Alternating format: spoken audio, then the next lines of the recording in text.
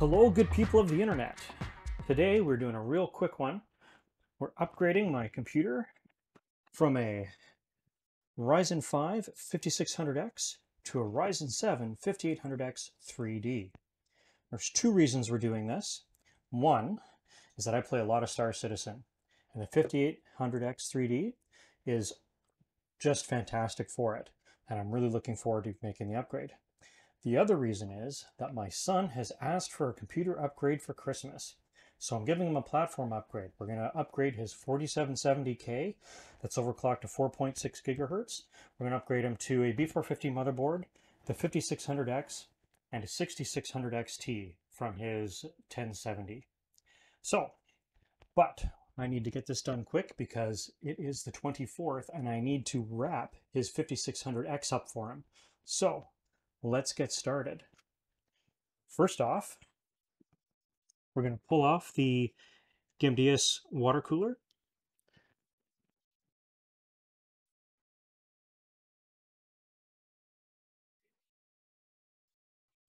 This is a challenge with my hair. Usually I've got a ball cap for this, but my wife has borrowed it while she's baking Christmas goodies and her hair was getting in her face.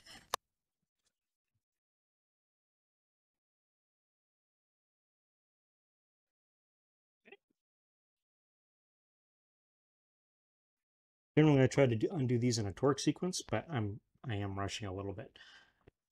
Normally I loosen them off halfway by crisscross, then over and cross again. Same as you would if you're familiar with working in automotive.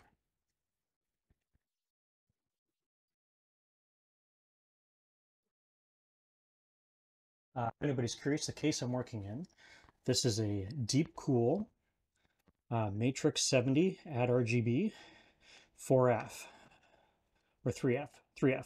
So it came with three RGB fans in the front.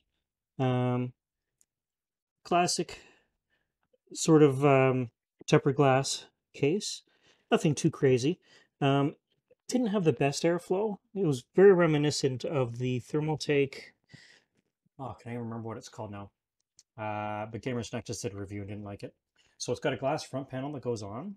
There is about 3/4 of an inch of vented space there, but there was additional filtering on it. And I popped that out, and it immediately dropped the fan noise because the airflow was easier. And then the fans, to look nice, were in the front of the chassis, which of course, I mean, it looked great, but wasn't great for airflow when the glass was installed. So I moved behind the radiator mount um, to make sure that we had proper cooling.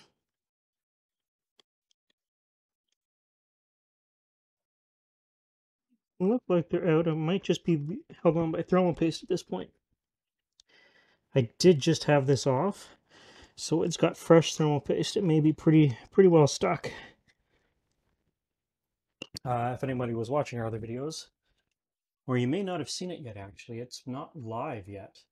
I just actually finished the post on it today. So we've been working on the ARC A770 reviews. To try to do it thoroughly, it's been a bit bigger of a job than I expected.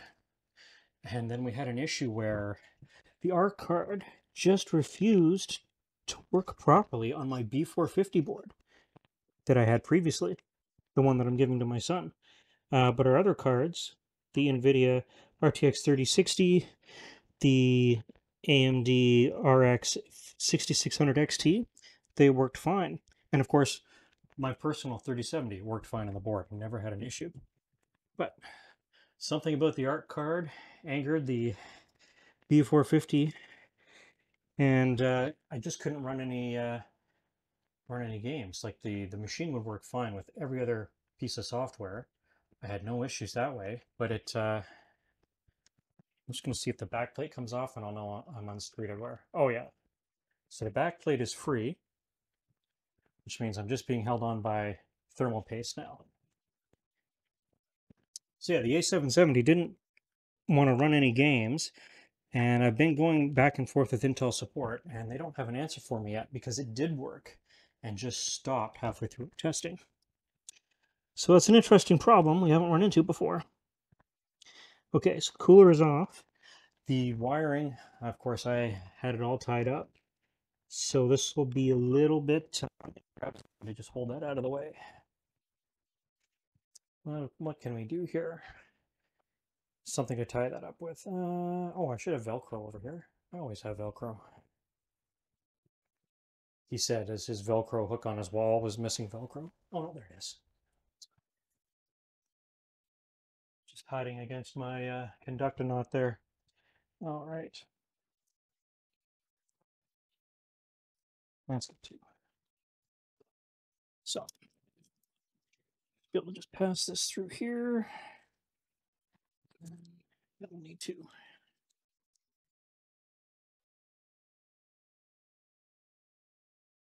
Again, this being my own personal rig and taking a few shortcuts I wouldn't necessarily recommend you doing. I'd probably recommend you undoing the cabling so you can properly get this out of your way. But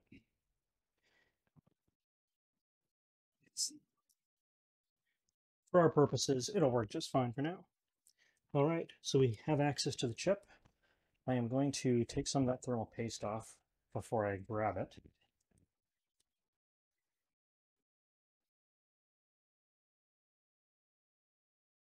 One thing to work on a computer standing up. I don't do it that often, but it's another thing to do it from behind while it's standing up. So if my head's in the way, I apologize, but I just didn't know a better way to do it. I do have a GoPro with a head mount that I bought years ago to actually do this with, but the GoPro's not charged. And like I said, I'm on a strict timeline here because Christmas, hours away. Oh, there's a lot of thermal paste on the edges. Oh, I gotta clean that up.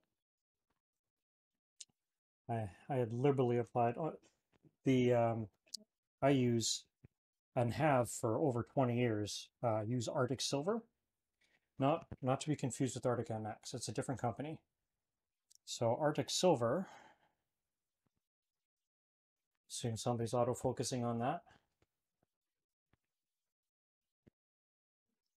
Arctic Silver is just what it says. It's a pretty pretty good conducting thermal paste that has flecks of silver in it um, to assist in thermal transfer, and it is really thick. And I have been using it since the year 2000. I remember specifically was on my Pentium 3 733. That was brand new. It's the fastest chip available at the time. It was chip to compete with AMD. Um,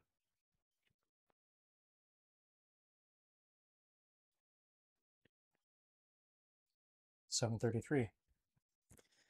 I later upgraded that to a Pentium 4, 1.4 gigahertz.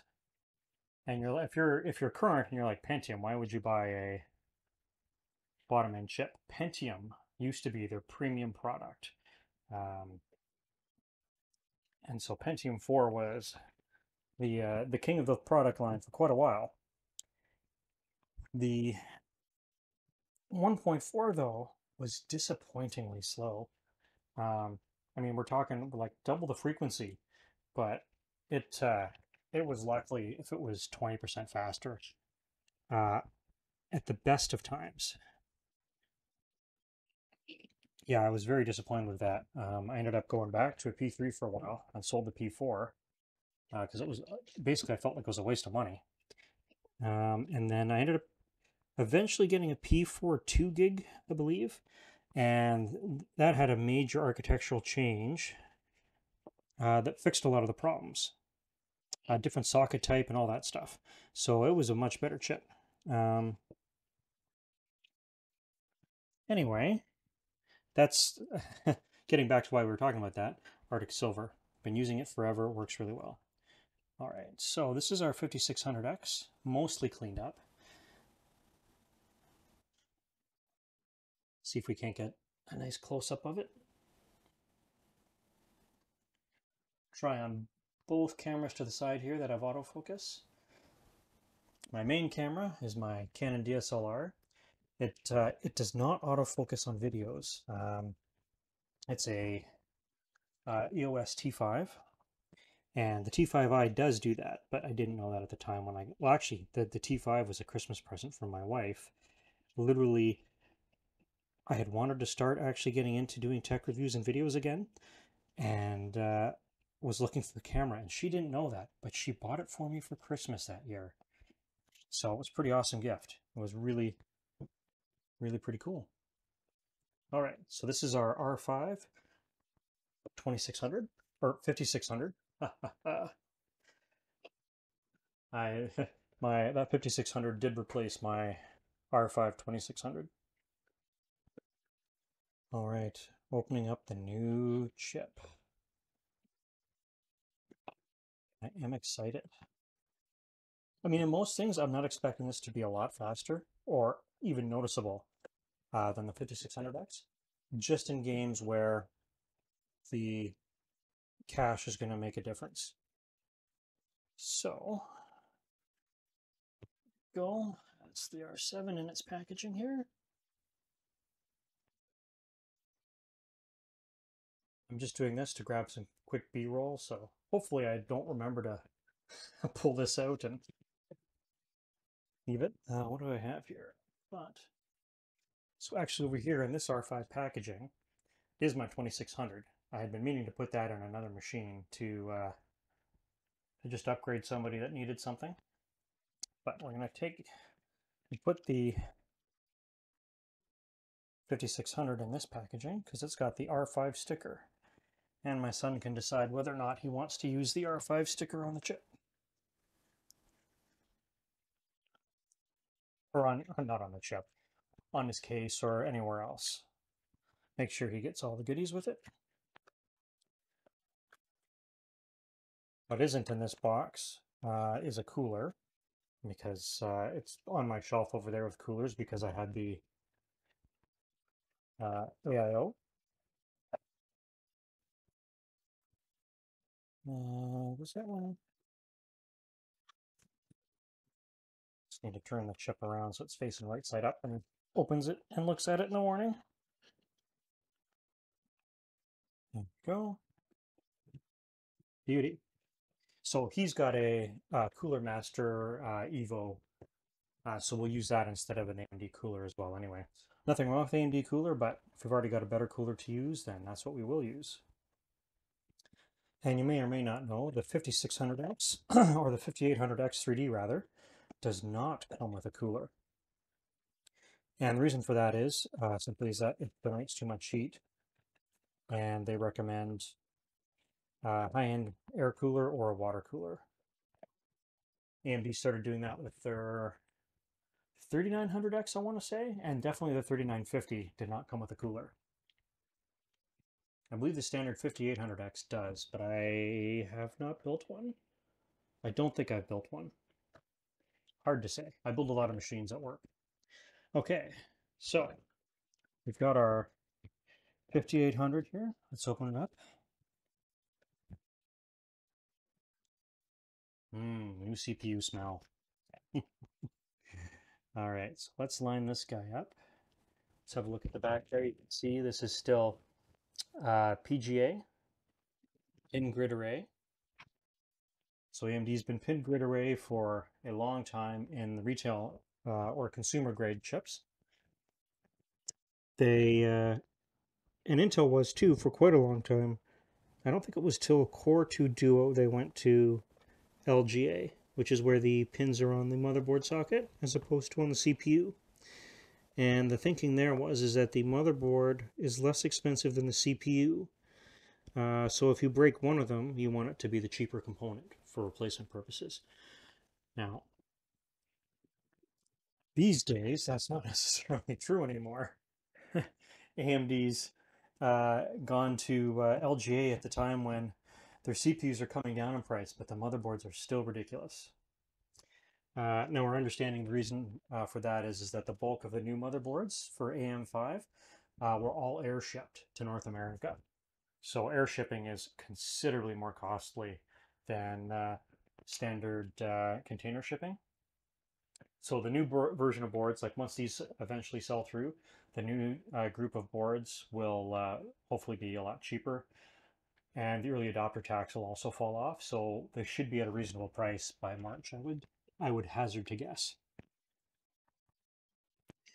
So we're gonna do an X pattern here. Really, you just need a bean in the middle of the chip will be fine. But because I'm doing this standing up, I'm going to put the little dot on each bit here. I like to really push the cooler down, make sure it's seated properly. Like, not excessive force or anything, but just because of the orientation I'm doing this in, I want to make sure that we get good coverage with the paste. It may be an unnecessary precaution, but one I'm going to take anyway. When you're building your own machine, feel free to apply the paste as you see fit.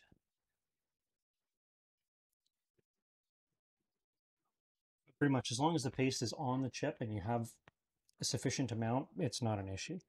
The pressure from the mounting of the cooler almost always fills in the spots unless you've really put the blob like at one far side to the chip, or it wasn't enough paste to start with.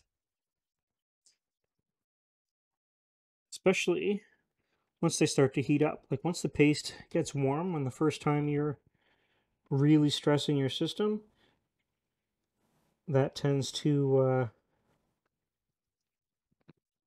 help it flow into all the crevices and spaces while the pressure's applied from the mounting.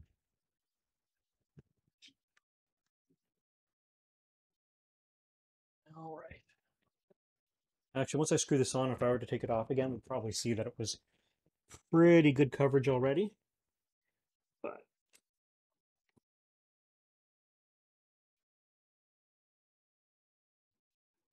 back to talk about that 733 for a minute, though.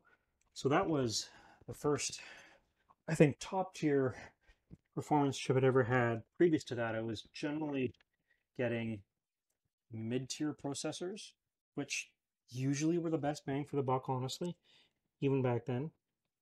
I mean, there's always an outlier case where the performance product is better considerably at something, but it's not at everything. Usually it's just a few. I mean, even in the case of this 5800X3D, it's really only better in certain circumstances. It just happens to be my primary gaming experience is a circumstance where this chip is really going to make a difference. And I do a little bit of streaming, and having the extra 2 cores will help out there.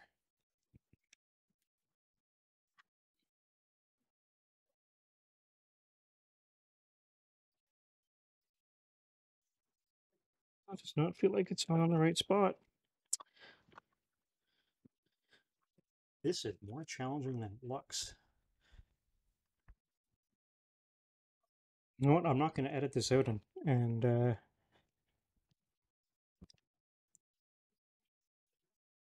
pretend like I got it right the first time, because that's a little disingenuous. I mean, obviously, brevity is good, and making your next point in a video is also good, but hey, I'm working on a computer backwards and upside down here. It's not going to be perfect the first time. Anyway, back to the 733. It was really interesting. So Bill and I were just starting reviews back then, 2099 or 2000. I don't remember when we started now. I'll have to look it up. It was before our website got stolen.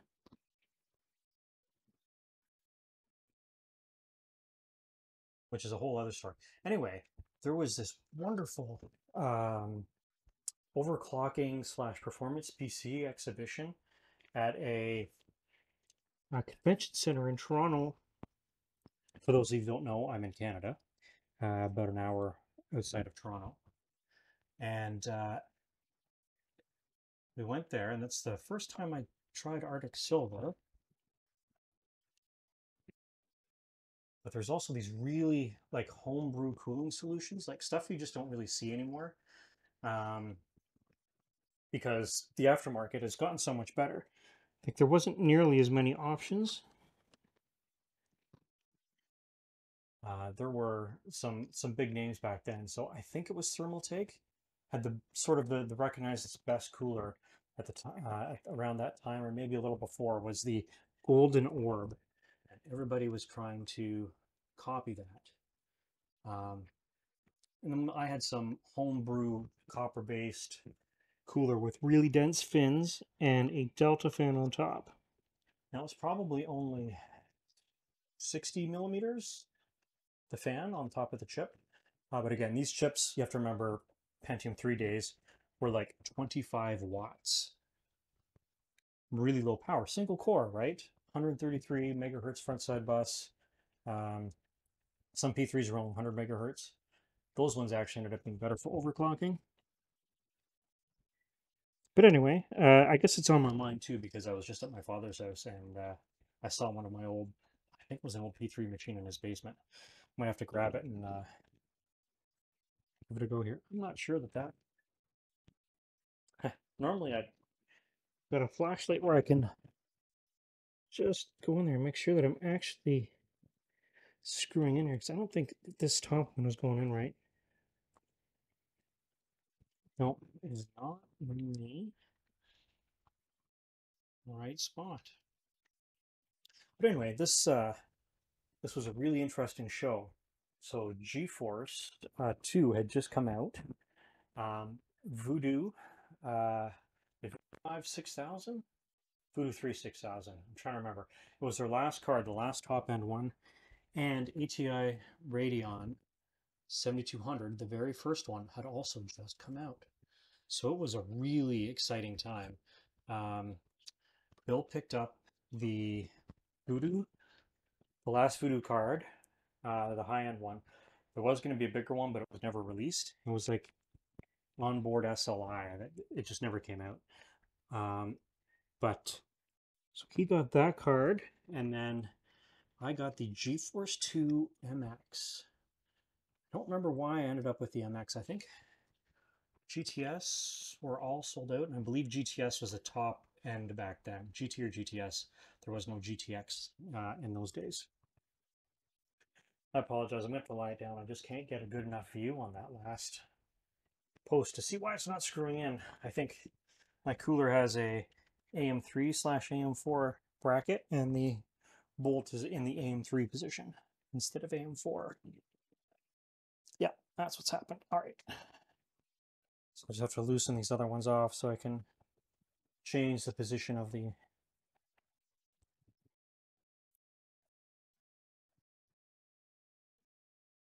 Anyway, that was really interesting. 3D Mark 2000, I believe, by, was it called Mad Onion back then? Before it was Future Mark. It was a really cool benchmark too. It was one of my favorites. I used to run it. I worked at a computer store, and we would do displays. Which I worked in when I first got this, I was working IT, but I ended up going back and working at a computer store for a while. And I built our displays, and so all of our machines that had any kind of resemblance of a graphics card in them, I'd be running on loop 3D Mark. And man, did that sell graphics cards. Or not graphics cards, rather. It sold PCs. We didn't call them graphics cards back then. They were all still called video cards.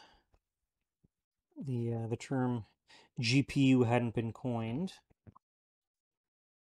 at that point. Occasionally, you might hear somebody refer to it as a graphics card, but 9 times out of 10, people called them video cards, which is why the website Video Cards has all the graphics cards leaks. I always have a chuckle about that. Okay.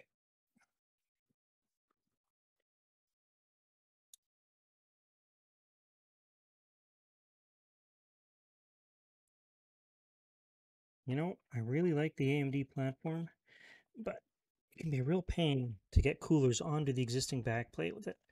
Doesn't the backplate isn't particularly what's the word I'm looking for here? it doesn't stay in position that long.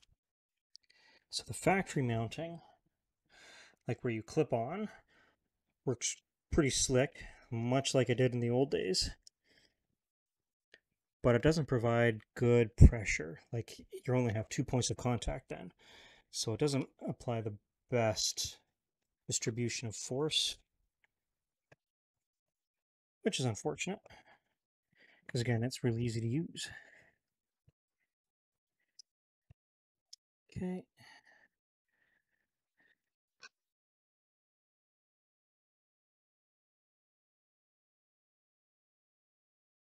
Anyway, coming back to that topic, the cooler was a Pentium 3 cooler. Oh, hold on. I hit 4 gig on my SLR and it stopped recording.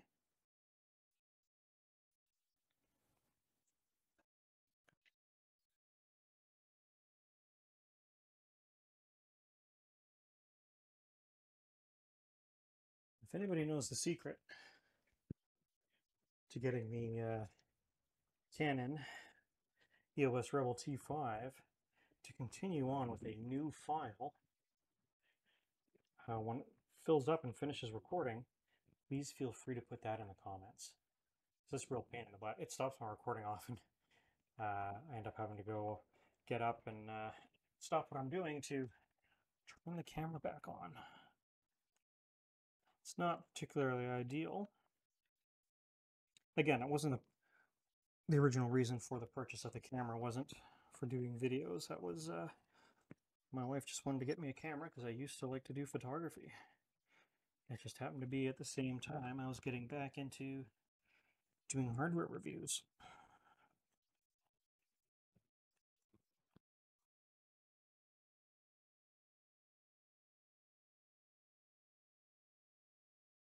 Anyway, yeah, so this P3 cooler had this 60 mil Delta fan, and at its lowest setting, it was deafening. It's pretty hilarious. We worked with that for a while. Why did we buy it? Because we knew at the time that it was going to be horrendous. Oh, yeah. So, as I mentioned, the CPUs were only like 25 watts. So why did we need, something that would cool 100 watts? The reason was we were getting into overclocking with Peltiers or TECs, thermal electric coolers. And the TECs at that time, they're not efficient these days anymore, but at the time, a TEC that would fit over a CPU could easily generate 75 watts of cooling. So 3 times what the CPU is putting out. So you could get a pretty efficient, I mean, not energy efficient, but a pretty efficient footprint for cooling with a big heatsink and fan and a Peltier. And man, did these things whine, these fans. But the other thing too is that the Pentium 3 flip chips did not have IHSs on them. And so a cooler that went down on them could actually, like if it applied too much pressure, could crack the chip. So what you would do is you would get a really soft aluminum, almost an IHS square of material that would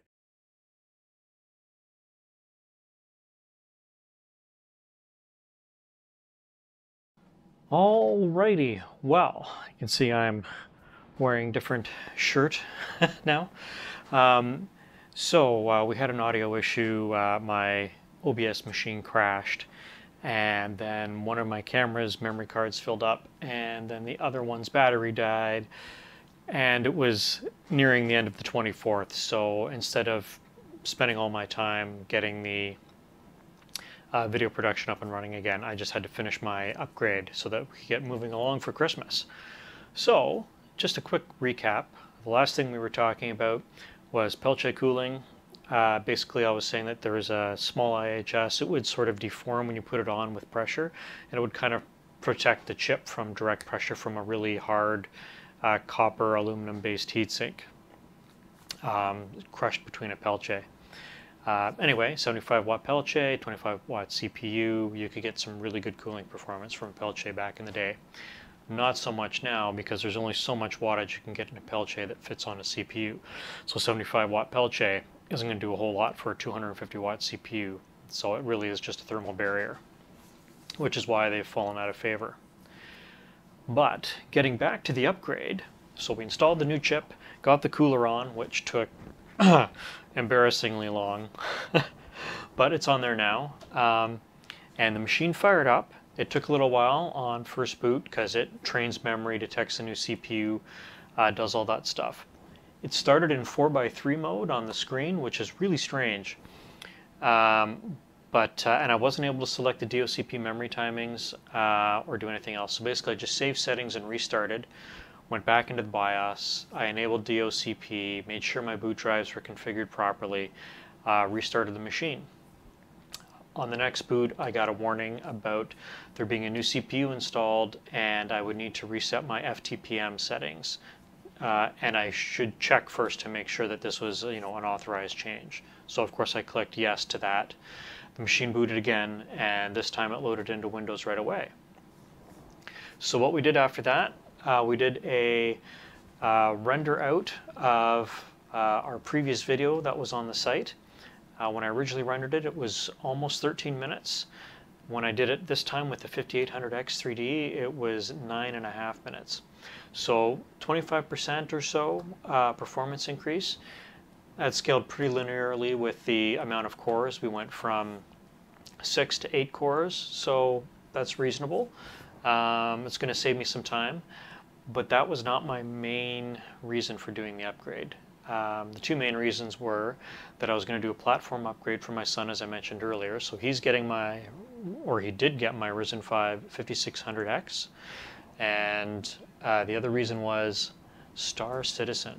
StarCitizen is a very CPU-bound game, and the fastest CPU for the game, surprisingly, is still a Zen 3 5800X 3D.